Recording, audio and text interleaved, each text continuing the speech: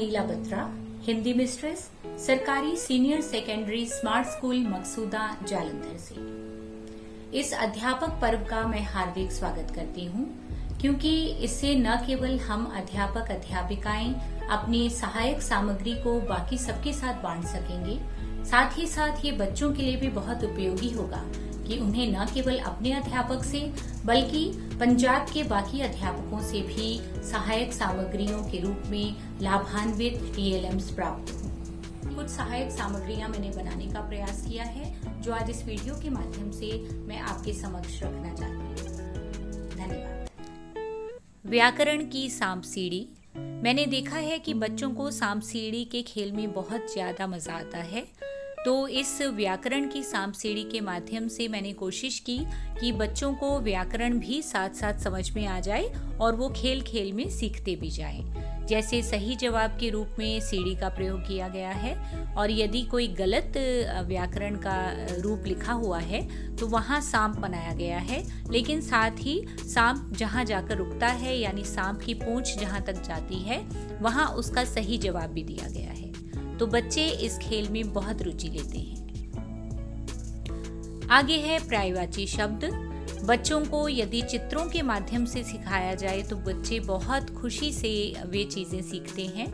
जैसे यहाँ कुछ पर्यायवाची शब्दों के मैंने चित्र बनाए और साथ साथ उनके पर्यायवाची उस पर लिखे हैं। इस मछली के द्वारा लिंग परिवर्तन समझाने का प्रयत्न किया है।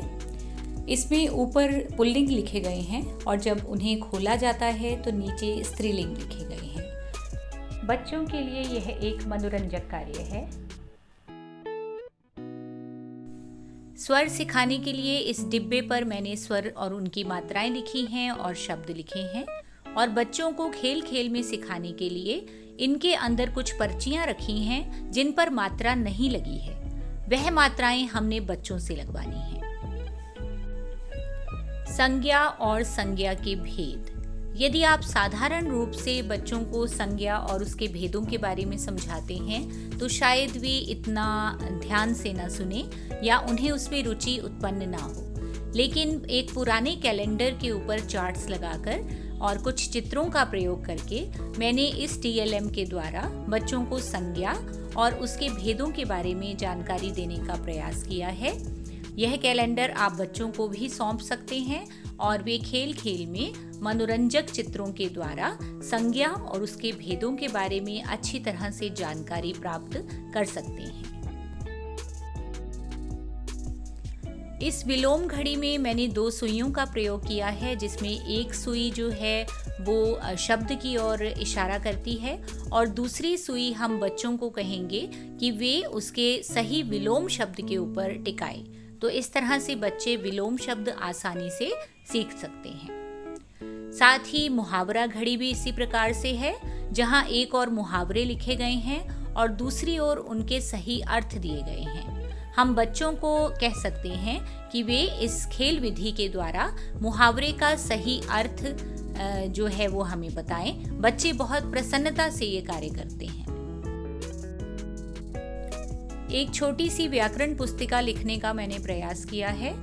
बच्चों को इस पुस्तिका के द्वारा मैं व्याकरण के उपविषय समझाने का प्रयास करती हूँ और वे इसकी ओर आकर्षित भी होते हैं, क्योंकि रंग बिरंगे पेन इस्तेमाल किए गए हैं। साथ ही मैं बच्चों को यह भी प्रेरणा देती हूँ कि वे सुंदर लिखाई लिखें, क्योंकि सुंदर लिखाई में किया गया कोई भी कार्य किसी को भी अपनी ओर खींच सकता है। तो बच्चे इस व्याकरण पुस्तिका की ओर आकर्षित होते हैं और कोशिश करते हैं कि वे भी इसी प्रकार अपनी हिंदी की जो कॉपी है उसे बहुत सुंदर तरीके से सजा सकें। इस फूल के द्वारा काल और उसके भेद समझाए गए हैं। इसी प्रकार इस चित्र में, इस मॉडल में मैंने प्रार्थना पत्र में प्रयुक्त होने वाले जो आम शब्द हैं और जो कठिन शब्द हैं उन्हें एक वृक्ष में सजाने का प्रयास किया है। बच्चे इसके ओर आकर्षित होते हैं और इसके द्वारा सरलता से वे लोग इन शब्दों को सीख लेते हैं। धन्यवाद।